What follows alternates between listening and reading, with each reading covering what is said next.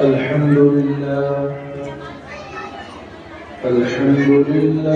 نحمده ونستعينه ونستغفره ونؤمن به ونتوكل عليه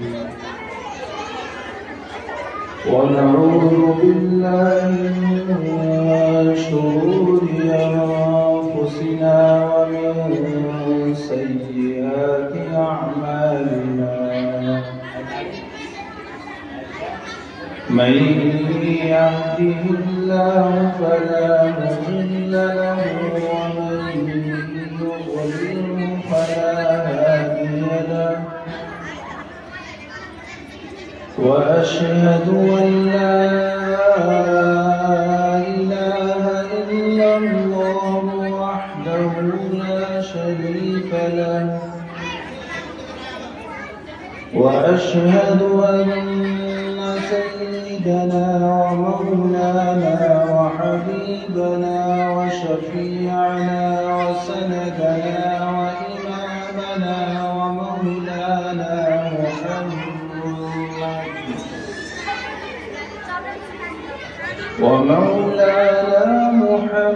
محمدا عبده ورسوله أما بعد فأعوذ بالله من الشيطان الرجيم بسم الله الرحمن الرحيم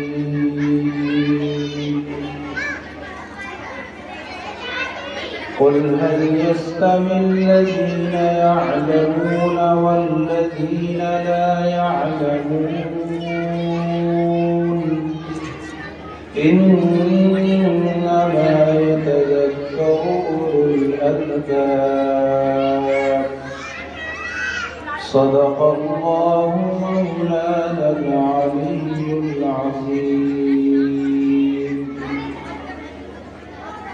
معبر حضرات علماء کرام پردہ نشین ماں اور بہنوں، آپ سے انتہائی ادب کے ساتھ درخواست ہے کہ آپ اس جلسہ گاہ میں جس غرض اور مقصد کے لیے اپنے گھروں سے اپنے کام کاج کو چھوڑ کر آئی ہیں، آپ اس مقصد کو اپنے سامنے رکھتے ہوئے خاموشی کا ماحول بنائیں۔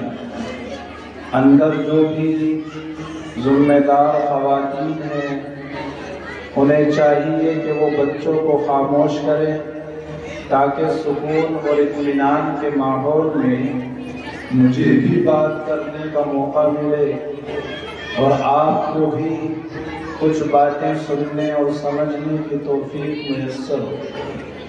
اس لیے تھوڑی دیر کے لیے بہت خاموشی کے ساتھ بیٹھ جائیں۔ ادھر یہ بچیاں شور مچا رہی ہیں، خاموشی سے بیٹھ جاؤ، بالکل بھی کوئی شور نہ مچائے، بالکل خاموشی کا ماحول بنائیں، کیونکہ آپ ایک دینی مجلس کے اندر بیٹھی ہوئی ہیں۔ کوئی دنیاوی یہ پروگرام تو ہے نہیں، بلکہ دینی مقصد کی اور دینی غرض سے اس پروگرام کا انعقاد ہوا ہے۔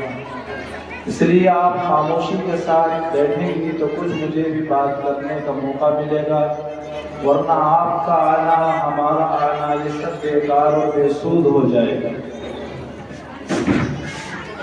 میری ماں اور بہنوں، میں نے آپ کے سامنے قرآن کریم کی ایک آیت کریمہ تلاوت کی ہے، اس کی روشنی میں چند باتیں آپ کے سامنے بیان کرنی ہیں۔ امید ہے کہ آپ ان باتوں کو انتہائی سکون اور اطمینان کے ساتھ سماعت کریں گی اور اپنے ذہن اور دماغ میں انہیں محفوظ کر کے نہ صرف یہ کہ خود عمل کرنے کی فکر کریں گی، بلکہ جو مائیں اور بہنیں اپنی کسی مجبوری کی وجہ سے جلسہ گاہ میں نہیں آ سکی، ان تک بھی آپ ان باتوں کو پہنچانے کی فکر کریں گی۔ میری ماں اور بہنوں، اللہ تبارک و تعالیٰ نے اس کائنات رنگ و بو میں بے شمار مخلوقات کو جنم دیا۔ اللہ نے زمین اور آسمان کو بنایا، اللہ نے بڑی بڑی اور بہت چھوٹی چھوٹی مخلوقات کو بھی پیدا کیا، اور اللہ نے ایک نظام اور ایک مقصد کے ساتھ اس کائنات کو وجود بخشا۔ ان تمام مخلوقات کے بیچ میں ایک مخلوق وہ ہے جس کو ہم اور آپ انسان کہتے ہیں، اور اللہ نے اس مخلوق کو دیگر تمام مخلوقات کے مقابلے میں اشرف، اعلیٰ اور افضل بنایا، اور اللہ نے سب سے کامل اور مکمل بنایا۔ وجہ کیا ہے؟ اس کے پیچھے وجہ یہ نہیں ہے کہ اللہ نے ہمیں اشرف اس لیے بنایا۔ اللہ تبارک و تعالی نے سب سے پہلے انسان حضرت آدم علیہ السلام کو پیدا کیا۔ اللہ نے طے کیا کہ مجھے آدم کو زمین میں اپنا جانشین اور اپنا خلیفہ بنانا ہے، چنانچہ فرشتوں کے سامنے اس بات کو رکھا گیا۔ فرشتوں نے آخر آپ اس مقصد سے ایک خلیفہ اور جانشین زمین میں بھیجنا چاہتے ہیں۔ اگر مقصد عبادت ہے تو عبادت کے لیے تو ہم کافی ہیں۔ ہم میں سے بعض تسبیح کرتے ہیں، بعض تحمید کرتے ہیں، بعض تیری کبریائی کو بیان کر رہے ہیں، بعض تیری الوہیت کو بیان کر رہے ہیں۔ اگر مقصد یہ ہے تو اے اللہ، اس مقصد سے تو کسی نئی مخلوق کو پیدا کرنے کی ضرورت نہیں، اس مقصد کی تکمیل کے لیے ہم کافی ہیں۔ اللہ نے فرمایا کہ نہیں، یہ مقصد تو ہے ہی، اس کے علاوہ اور بھی مقاصد ہیں کہ جو مجھے حضرت انسان سے لینے ہیں۔ فرشتوں نے مزید اعتراض کیا کہ اے اللہ، آپ ایک ایسی مخلوق کو کیوں پیدا کرنا چاہتے ہیں جو زمین میں جانے کے بعد قتل و غارت گیری کرے گی، زمین میں جانے کے بعد فساد برپا کرے گی، زمین کے امن کو غارت کر دے گی۔ زمین کے اندر ابھی سکون اور امن ہے، لیکن انسان کے زمین میں جانے کے بعد زمین کا امن و امان خطرے میں پڑ جائے گا۔ اس لیے آپ کو ایسے مخلوق پیدا کرنے کی کوئی ضرورت نہیں۔ اللہ نے فرشتوں کے اس اعتراض کا جواب دینے کے لیے حضرت آدم علیہ السلام کو بہت ساری چیزوں کے نام سکھائے۔ قرآن نے اس کو بیان کیا وَعَلَّمَ آدَمَ الْأَسْمَاءَ كُلَّهَا، کہ اللہ نے تمام بہت ساری چیزوں کے آدم علیہ السلام کو نام سکھائے، اور اس کے بعد فرشتوں کے سامنے آدم کی افضلیت اور آدم کی برتری کو ظاہر کرنے کے لیے آدم علیہ السلام سے ان مختلف چیزوں کے نام پوچھے گئے جو اللہ نے آدم علیہ السلام کو سکھائے کہ اے آدم، فلاں چیز کا نام بتاؤ، فلاں چیز کا نام بتاؤ۔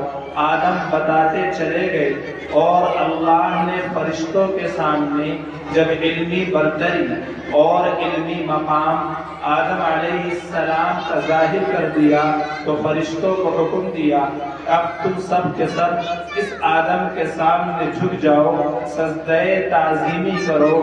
تمام کے تمام فرشتے جن کو اللہ نے نور سے بنایا، جن میں اللہ کے مقرب فرشتے بھی موجود ہیں، جن میں جبرائیل، اسرافیل اور میکائیل جیسے فرشتے بھی ہیں، اللہ نے ان تمام فرشتوں کو حضرت آدم کے سامنے جھکا دیا، اس مخلوق کے سامنے جس کو اللہ نے مٹی سے پیدا کیا، جو انتہائی حقیر اور انتہائی کمزور عنصر ہے۔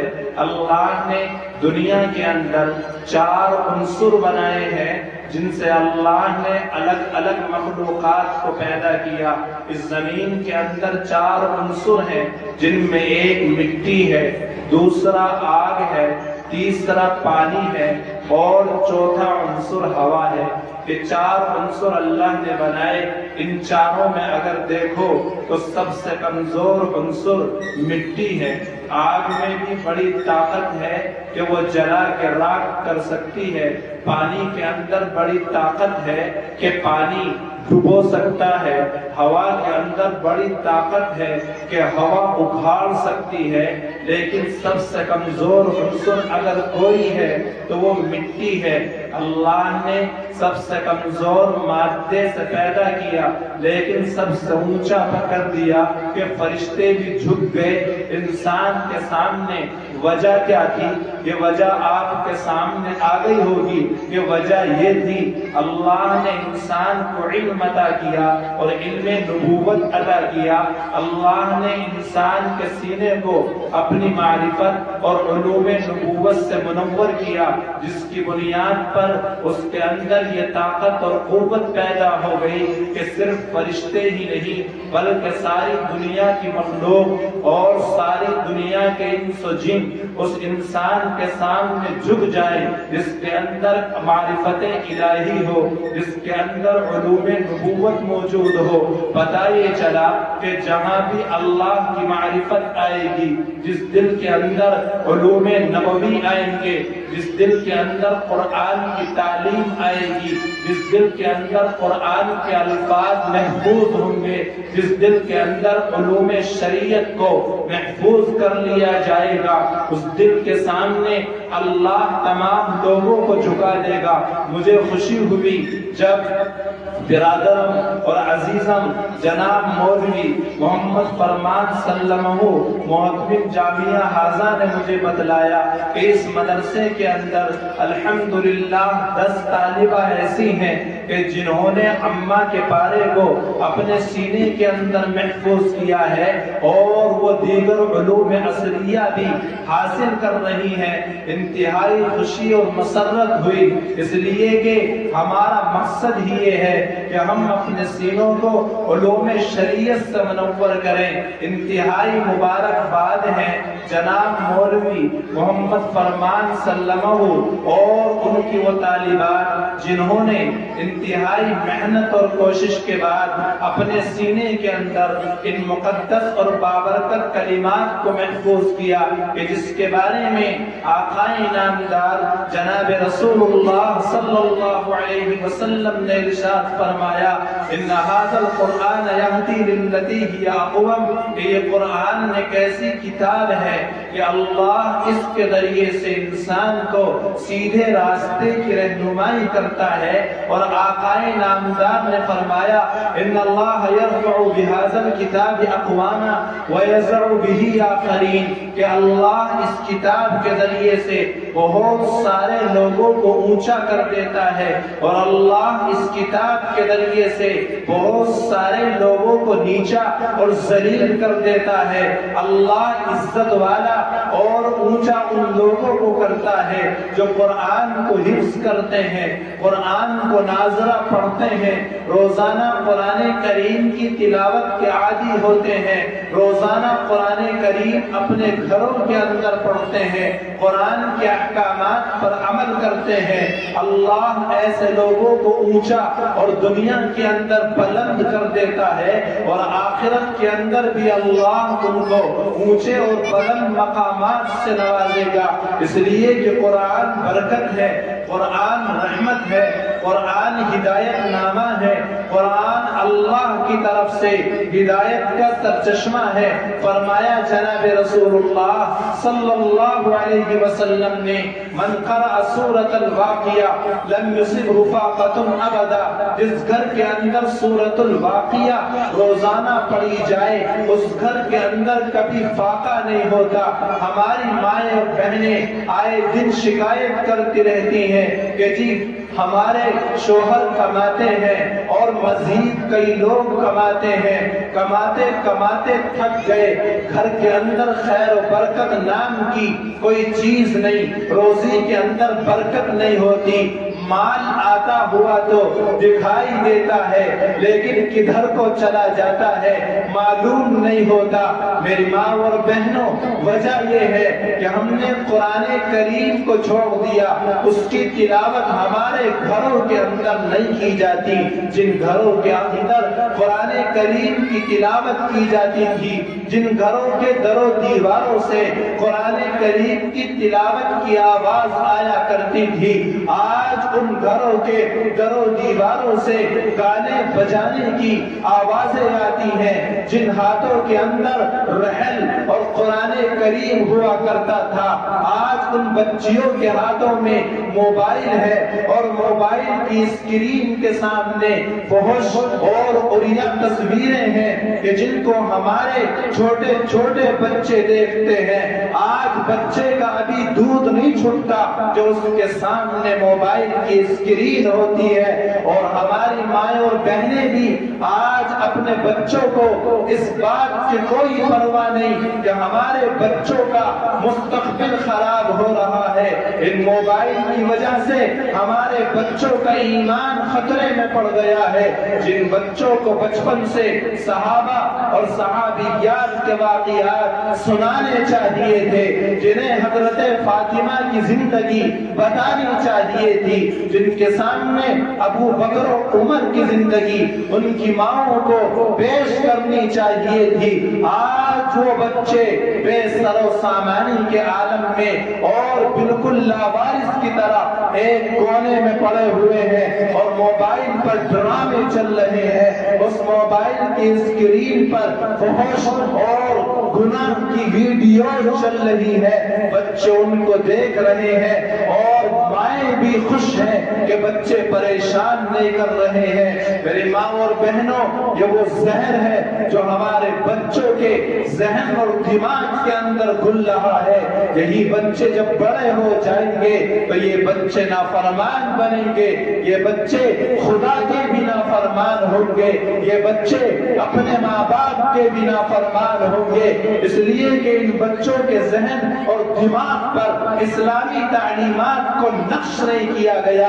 انہیں بچپن سے لا الہ الا اللہ کی لوری نہیں سکھائی گئی، انہیں بچپن سے یہ نہیں بتایا گیا کہ بیٹا سچ بولنا چاہیے، انہیں بچپن سے ان کی ماں نے جاگنے کی، سونے کی، کھانے کی، اٹھنے کی، بیت الخلا میں جانے کی، بیت الخلا سے آنے کی اور اسی طریقے سے مسجد میں داخل ہونے کی، مسجد سے نکلنے کی، نیا کپڑا پہننے کی، آئینہ دیکھنے کی، جب کوئی مصیبت ہو تو اس وقت میں کیا پڑھنا چاہیے، یہ دعائیں سکھانی چاہیے تھی، لیکن اس کا الٹا ہو گیا۔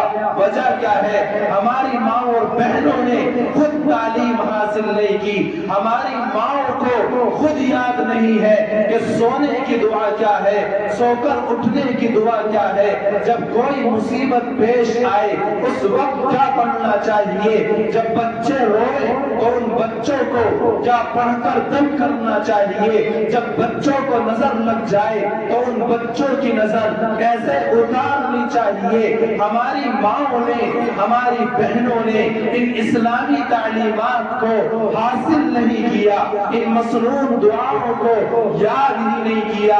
علم کی کمی ہے، جب علم کی کمی ہوتی ہے تو نسلوں کے اندر بھی دین اور ایمان نہیں آیا کرتا، اس لیے کہ بچوں کے لیے سب سے پہلا مدرسہ ان کی ماں کی گود ہوتی ہے، اس گود کے اندر ان بچوں کو، ان بچیوں کو جو پڑھا دیا جائے وہ ان کے معصوم دلوں پر اور وہ ان کے قلب اور دماغ پر نقش ہو جایا کرتا ہے، لیکن وہ نقش نہیں کیا گیا۔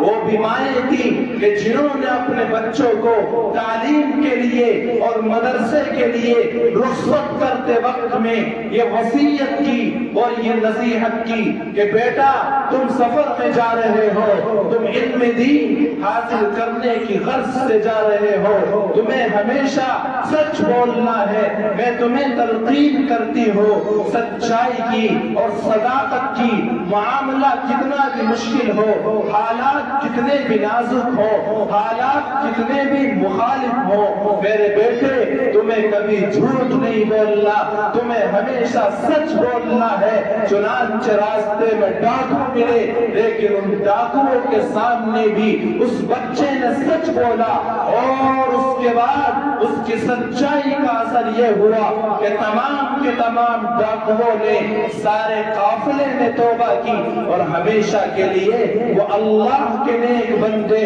اور اللہ کے فرما بردار بندے بن گئے۔ یہ ایک ماں کی تربیت تھی کہ ایک ماں کی تربیت نے اور اس کے اس سچ نے کتنے لوگوں کو ہدایت سے ہمکنار کر دیا، اور کتنے لوگوں کو ہمیشہ کے لیے ڈاکا اور رہزنی سے توبہ کرنے کی توفیق مل گئی، چونکہ ماں نے اپنے بچے کی ایسی تربیت کی تھی۔ ایک واقعہ ہے کہ ایک ماں اپنے بچے کو جب وہ مدرسے سے پڑھ کر آیا کرتا تھا تو وہ بچہ اپنی ماں سے کھانا مانگتا کہ ماں مجھے بھوک لگی ہوئی ہے، مجھے کھانا چاہیے۔ ماں کیا کرتی؟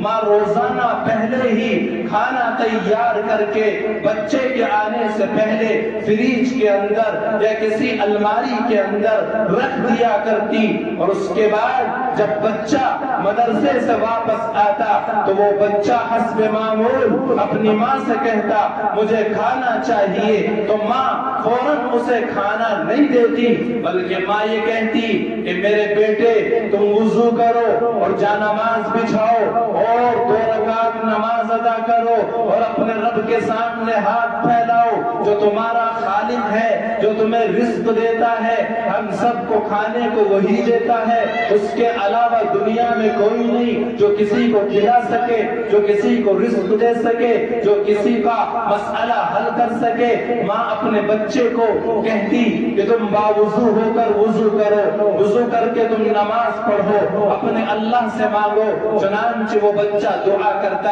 اور اس کے بعد ماں کہتی کہ جاؤ اللہ نے تمہارے لیے کھانا بھیج دیا ہوگا، جا کر تلاش کرو۔ وہ بیٹا، وہ بچہ جاتا، الماری میں دیکھتا وہاں کھانا پہلے سے رکھا ہوا ہوتا، کیونکہ ماں نے پہلے ہی وہ کھانا تیار کر کے رکھا ہوتا تھا۔ روزانہ یہی معمول چلتا رہا، بچے کا یقین اتنا مضبوط ہو گیا کہ جو کچھ کرتا ہے اللہ کرتا ہے، مجھے روزانہ کھانا کھانے کے لیے اللہ دیتا ہے۔ بچے کا یقین پیدا کیا جا رہا تھا، بچے کی تربیت کی جا رہی تھی۔ ایک دن ایسا ہوا کہ ماں کسی جگہ چلی گئی کسی کام سے، بچے کی چھٹی کا ٹائم ہو گیا، بچہ آ گیا، گھر میں دیکھا کہ ماں موجود نہیں، ماں دوڑتی ہانپتی آئی کہ میری تو ساری محنت آج ضائع اور بیکار چلی جائے گی، اگر میرے بچے کو آج اس نے اگر اسی طریقے سے نماز پڑھی اور اپنے اللہ سے دعا مانگی اور اسے کھانا نہ ملا تو میرے بچے کا یقین تو جو میں اتنے دنوں سے اللہ کے سلسلے میں اس کے اندر پیدا کر رہی ہوں وہ تو بیکار ہو جائے گا۔ چنانچہ اللہ نے اس کی مدد کی، وہ ماں آئی، اپنے بچے کو دیکھا کہ وہ نماز پڑھ رہا ہے اور اس کے بعد اس نے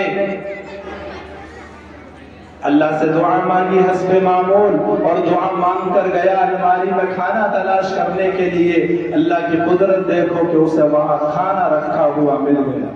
آج اس کی ماں نے نہیں بنایا تھا، آج اس کی ماں کھانا بنانے میں لیٹ ہو گئی، تاخیر کا شکار ہو گئی، اس نے کھانا نہیں بنایا، اللہ نے کھانا بھیج دیا اس ماں کے اس بنائے ہوئے یقین کو باقی رکھنے کے لیے۔ چنانچہ ماں آئی، اپنے بچے سے پوچھا، اس نے کہا کہ امی جان میں نے تو جو آپ نے مجھے طریقہ بتلا رکھا ہے اس طریقے کے مطابق اپنا وہ معمول کیا، مجھے کھانا مل گیا، میں نے کھانا کھا لیا ہے، میں کھانا کھا کے فارغ ہو گیا ہوں۔ میری ماں اور بہنوں، یہ مائیں تھی جنہوں نے اپنے بچوں کے ایسے یقین بنائے۔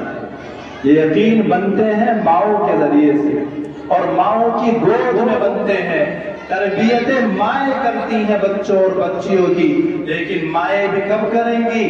جب مائیں خود تعلیم یافتہ ہوں گی، تربیت یافتہ ہوں گی۔ اس لیے میں یہ کہتا ہوں کہ تعلیم کا رجحان اپنے اندر پیدا کرو، اپنے اندر سیکھنے کا جذبہ پیدا کرو۔ بغیر تعلیم کے انسان کچھ نہیں، انسان اور جانور میں کوئی فرق نہیں۔ چنانچہ اللہ نے فرمایا قُلْ هَلْ يَسْتَوِي الَّذِينَ يَعْلَمُونَ وَالَّذِينَ لَا يَعْلَمُونَ۔ اے نبی آپ کہہ دیجئے کیا عالم اور جاہل برابر ہو سکتے ہیں؟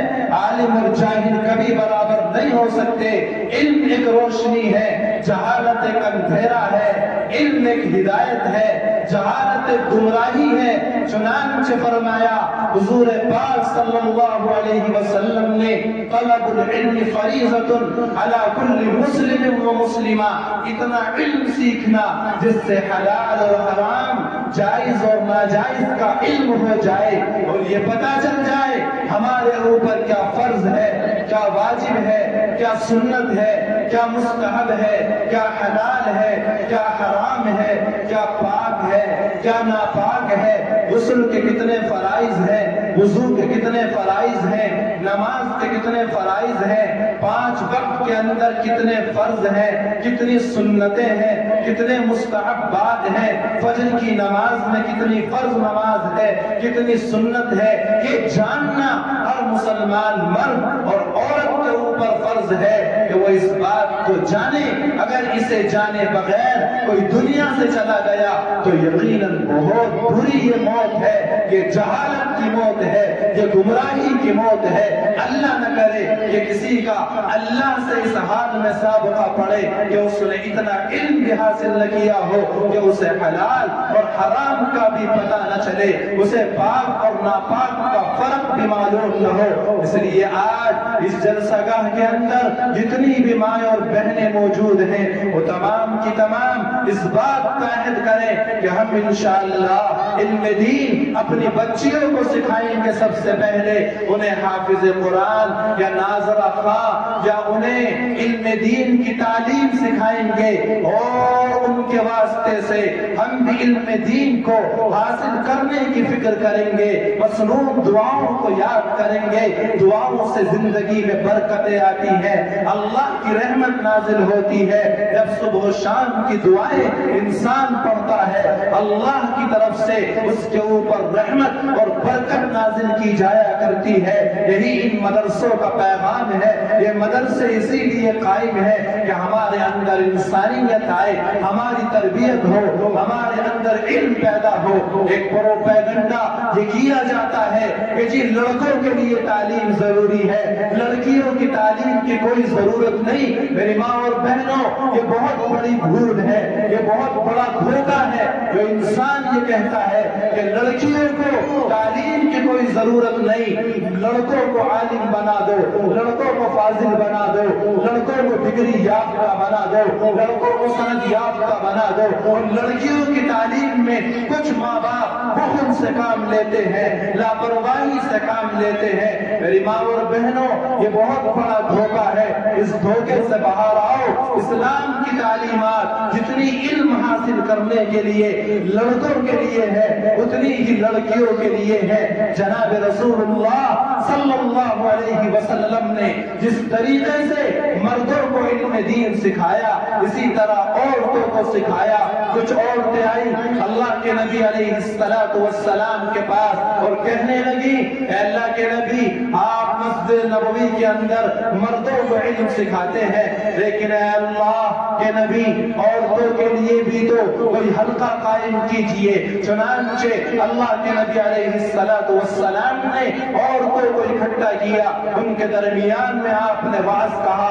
اس مجلس میں اللہ کے نبی نے فرمایا کہ جس کو اللہ نے 3 بیٹیاں دی اور اس نے ان 3 بیٹیوں کی اچھی تربیت کی، ان کی اچھی پرورش کی، اچھا نام رکھا، ان کو علم دین سے آراستہ کیا، ان کا اچھا رشتہ کیا، اچھی جگہ شادی کر دی اور شادی کے بعد ان کے سر پر دست شفقت رکھا۔ اللہ کے نبی علیہ السلام نے ارشاد فرمایا کہ اللہ نے اس کے لیے جنت کو واجب کر دیا۔ چنانچہ ان صحابیات نے پوچھا کہ اللہ کے نبی اگر کسی کے یہاں 2 ہو تو فرمایا 2 والی کے لیے بھی یہی بشارت ہے۔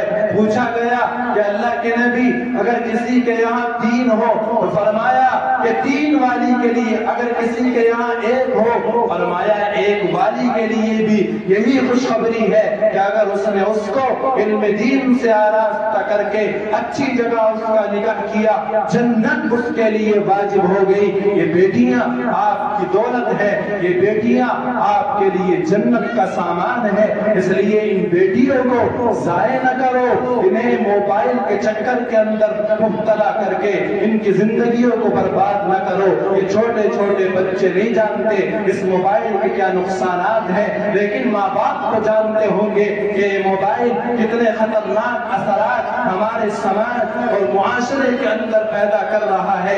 ہم تو اس کے نقصانات سے واقف ہیں، اس لیے اپنے بچوں اور بچیوں کو اس سے دور کرو، انہیں تعلیم پر لگاؤ، انہیں صحابہ اور صحابیات کے قصے سناؤ، انہیں صحابہ اور صحابیات کے واقعات سناؤ، تابعین اور تابعات کے قصے اور کہانیاں سناؤ، اس سے ان کا ذہن دینی بنے گا۔ انہیں علم دین سے آراستہ کرو۔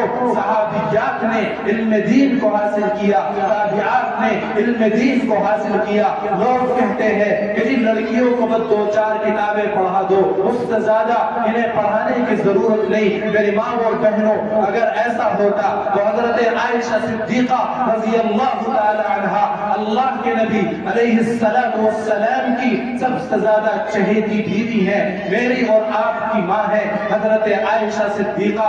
روایت کرنے والوں نے روایت کیا ہے کہ حضرت عائشہ کو تقریباً 1000 حدیثیں یاد تھی، اور وہ تمام کی تمام حدیثیں وہ تھی جو فقہ کے مسائل جن سے مستنبط ہوتے۔ صحابہ کرام حضرت عائشہ سے حدیثیں سیکھا کرتے، اتنے صحابہ حضرت عائشہ کے شاگرد ہیں۔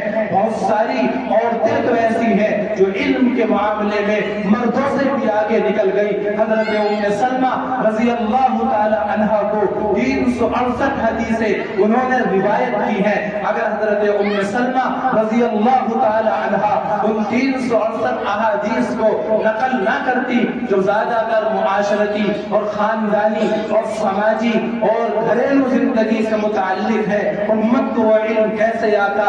امت نے وہ علم حاصل گا۔ استغفار سے بے شمار فائدے ملیں گے، ان کو بیان کرنے کا موقع نہیں، ورنہ بیان کیا جاتا۔ تو استغفار کی کثرت کرو۔ نمبر 2، درود شریف کی 1 تسبیح صبح اور 1 تسبیح شام کو پڑھیں۔ درود شریف صلی اللہ علیہ وسلم پڑھ سکتے ہیں تو درود شریف کا مقصد حاصل ہو جائے گا۔ اور تیسری تسبیح لا الہ الا اللہ محمد الرسول اللہ کی ضرور پڑھا کرو۔ یہ 3 تسبیحات آپ کو روزانہ پڑھنی ہے، صبح و شام، اور صرف 1 دن نہیں پڑھنی، 1 مہینہ نہیں پڑھنی، بلکہ اپنی زندگی کا اسے معمول بنا لینا ہے۔ پھر دیکھنا گھروں میں، زندگیوں میں، عمروں میں اللہ کیسے خیر و برکت پیدا کرتا ہے۔ اور ایک آخری وظیفہ جو فجر کی نماز کے بعد پڑھنا ہے، مائیں اور بہنیں بہت زیادہ اسے معلوم کرتی ہیں، اس کو میں بیان کر رہا ہوں، توجہ کے ساتھ سنیں۔